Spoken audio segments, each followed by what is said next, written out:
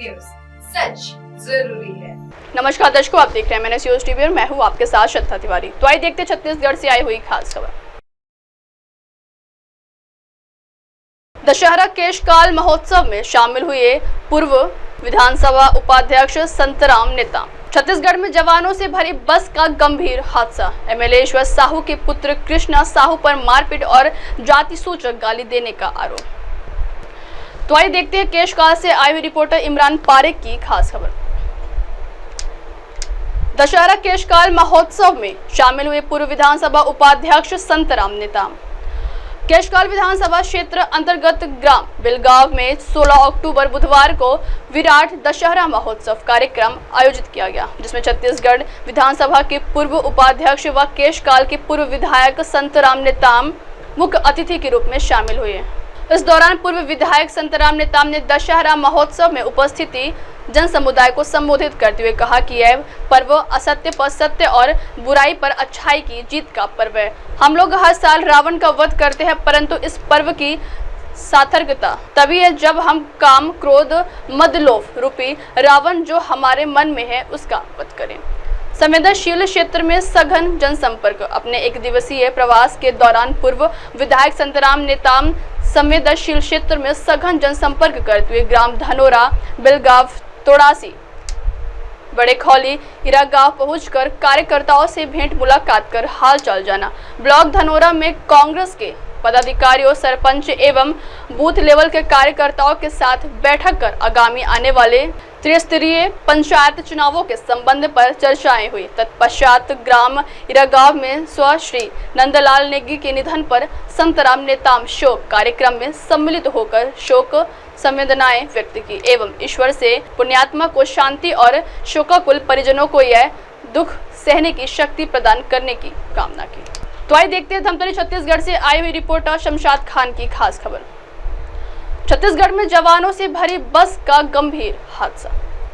छत्तीसगढ़ के धमतरी जिले से एक बड़ी खबर सामने आई है, जहां जवानों से भरी एक बस गंभीर हादसे का शिकार हो गई। जानकारी के मुताबिक हादसा नेशनल हाईवे 30 पर संबलपुर के पास हुआ, जब दीप ट्रेवल्स की बस ने पीछे से ट्रक को टक्कर मार दी। बस में कुल 22 जवान सवार थे, जिनमें महिला जवान भी शामिल थी। इस दर्दनाक दुर्घटना में 15 जवान घायल हो गए, जिनमें से 3 की हालत गंभीर बताई जा रही है। घटना के समय जवान माना कैंप से ट्रेनिंग पूरी कर सुकमा लौट रहे थे। हादसे के बाद मौके पर चीख पुकार मच गई और तुरंत 108 एम्बुलेंस और रक्तदान ग्रुप एम्बुलेंस सेवा ने घायलों को अस्पताल पहुंचाया। सभी घायलों का इलाज जारी है। बिंदेश्वरी नेताम। अच्छा, ये आज आप लोगों के साथ क्या हुआ है? हम लोग 15 दिवस का प्रशिक्षण माना से वापस सुकमा के लिए जा रहे थे। माना उसमें खाना खाए, उसके बाद हम लोग पता सो गए थे, ऐसे हम लोग का नींद लग गया था। हम लोग थोड़ा पीछे बैठे थे और अचानक से आवाज़ आया तो उठ के देखे तो पूरा कांच सामने का जो शीशा है वो लग गया था, बहुत लोग खून निकल रहा था। फिर आप लोग कहाँ के रहने वाले हो? हम लोग सुकमा पुलिस लाइन। तो ट्रेनिंग लेके आ रहे थे? जी, हम लोग का 15 दिन का प्रशिक्षण था माना में। कितने लोग के बस में क्या है? 20-21 के करीब थे हम लोग, लड़की लड़का। हाँ जी, वो जो सामने बैठे थे उन लोग को थोड़ा सा ज़्यादा लगा है और हम लोग थोड़ा पीछे थे तो हम लोग को थोड़ा सा कम लगा है। को माइनर चोटें हैं और सभी का युद्ध स्तर पर इलाज चल रहा है। हमारे सभी डॉक्टरों की टीम आ गई है, सभी स्टाफ मौजूद गए हैं। डॉक्टर सोनी, डॉक्टर शाह, सभी लोग आ गए हैं। तो इस तरह से युद्ध स्तर पर इलाज चल रहा है। सर कहाँ से कहाँ जा रहे हैं? कौन लोग है सर? ये लोग ये लोग सुकमा से आ रहे थे। Actually they are going for the police training for new laws. जो भी नया कानून आया उसकी ट्रेनिंग के लिए लोग रायपुर जा रहे हैं। कितने लोग घायल बता रहे हैं? 12 हमारे टोटल 12 है।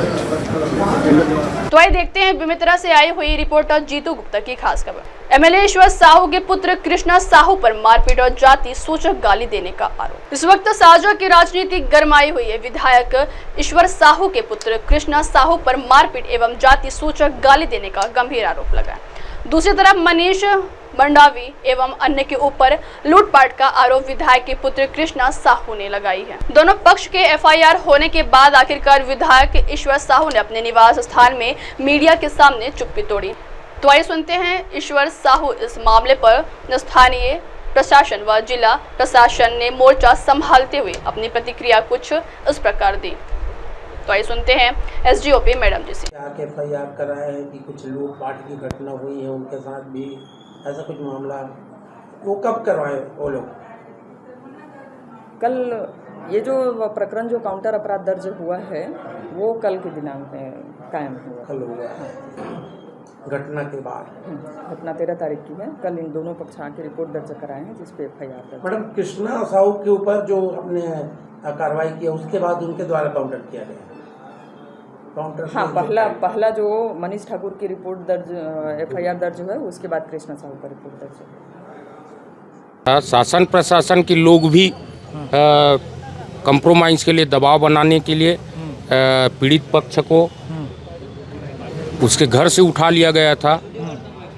हम लोग 2 दिन से यहाँ चक्कर काट रहे हैं।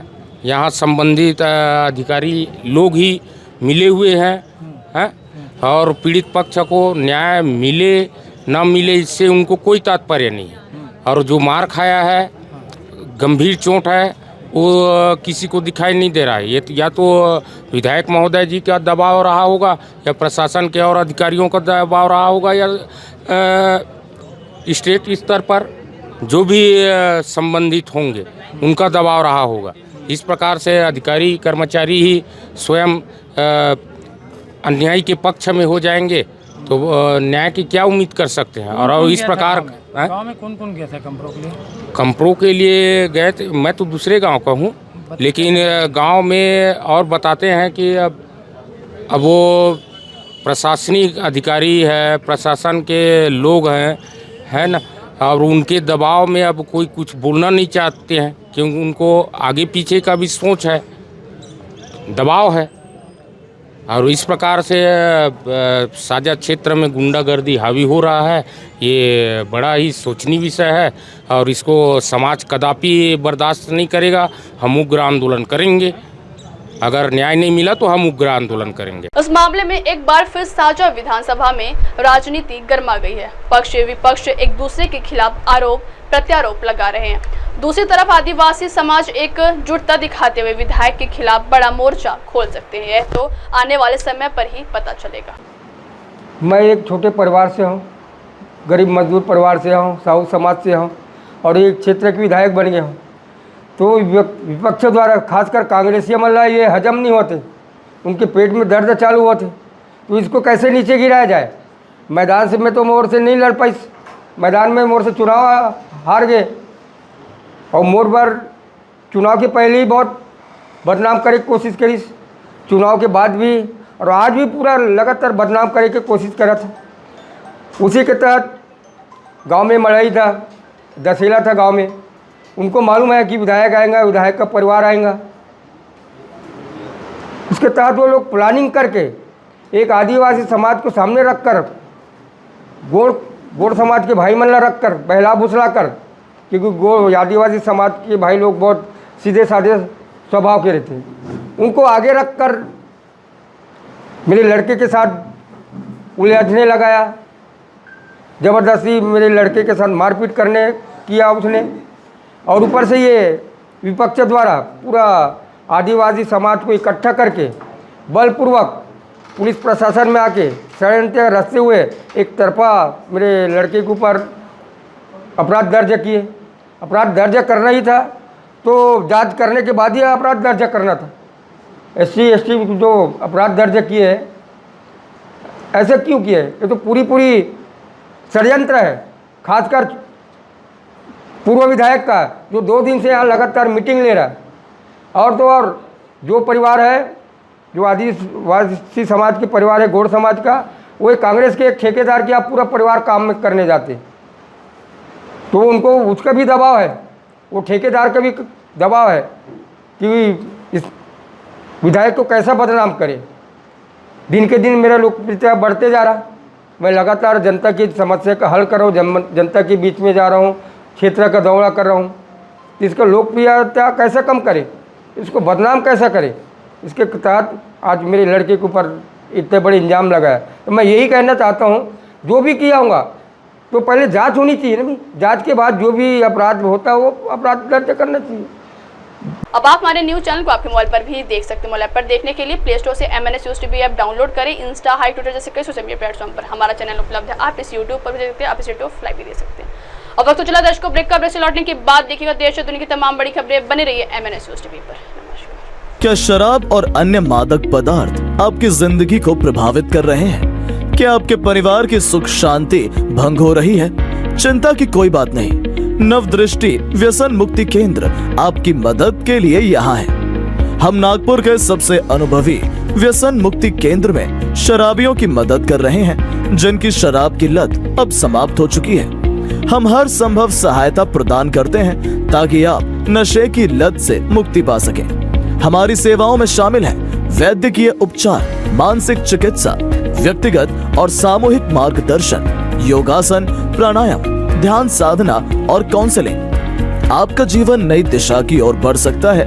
नवदृष्टि व्यसन मुक्ति केंद्र पर आज ही संपर्क करें और एक नई शुरुआत की ओर कदम बढ़ाएं। संपर्क करें भिलगांव कामठी रोड, नागपुर 7020844633 या फिर 9765236768।